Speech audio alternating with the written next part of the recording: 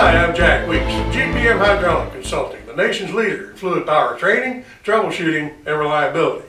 Welcome to our talk show, No Pressure, where we answer your questions either mailed or called in or from one of our chat boxes or the comment box on our website, gpmhydraulic.com.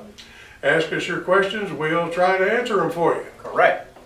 And I am Francisco Delgado, we're GPM Hydraulic Consultant as well, and I am a consultant. And we got a question from our fellow friend Heath Breath in Spring Hill, Arkansas. His question is, what is the difference between a variable pump and a fixed displacement pump?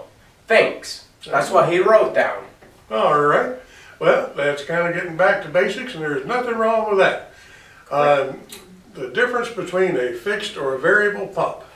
Well, the fixed displacement pump is the simplest pump there is. A lot of people call it a dumb pump because all it can do is deliver all of its flow all of the time. Every time the drive shaft is turned, it'll deliver a very specific amount of flow, and the only way to vary the amount of flow it delivers is to vary the speed at which you turn it. Right? Now, a variable displacement pump, that is a lot different. The variable displacement pump, even though it may be turned at a constant speed, can vary the amount of flow that it delivers. Now, the fixed displacement pump is typically going to be used on very simple hydraulic circuits, usually one or two actuators, or on a lot of mobile equipment. It's often used, usually a gear pump, because they're very, very tough. They're very simple in their design. There's only two moving parts. They can withstand a lot of resistance to their flow. They can withstand contaminants a lot better than other types of pumps. They're very well suited for mobile equipment because of the way a mobile equipment will come in contact with more spikes and more trash and that kind of thing than something that stands still. Now, quite often you'll notice like a forklift operator. He'll put his forks under a load and to raise it up. And what's the next thing he'll do, Cisco?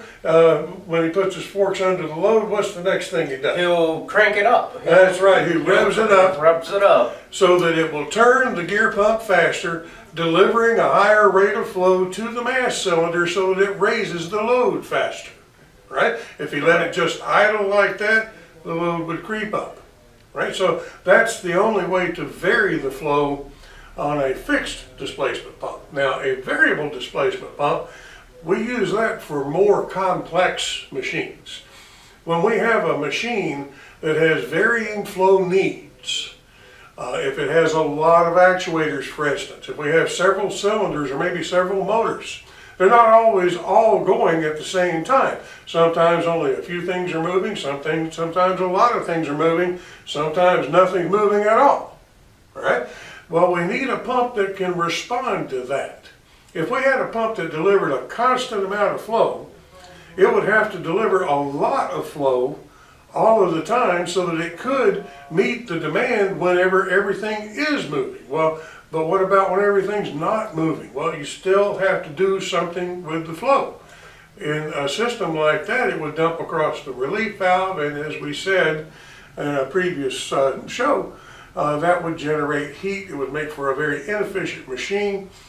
The variable displacement pump can respond to that.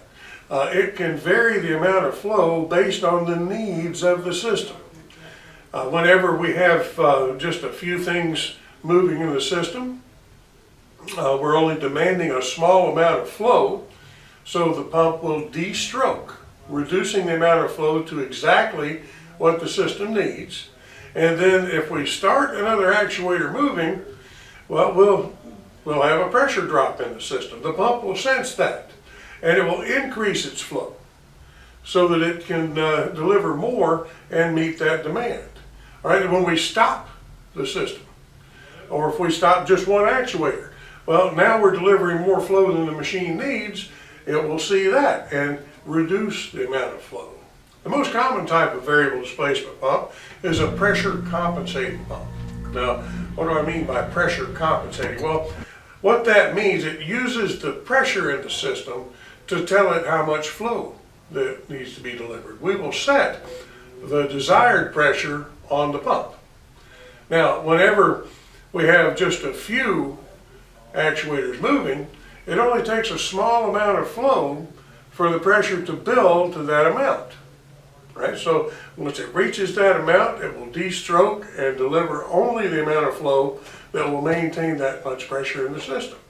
If we start something else moving, it sees a pressure drop because we're now demanding more flow than the pump is delivering, so it increases the flow. And then whenever we stop something, well, we're delivering more flow than the system needs, so it sees a pressure increase and reduces its flow. Right?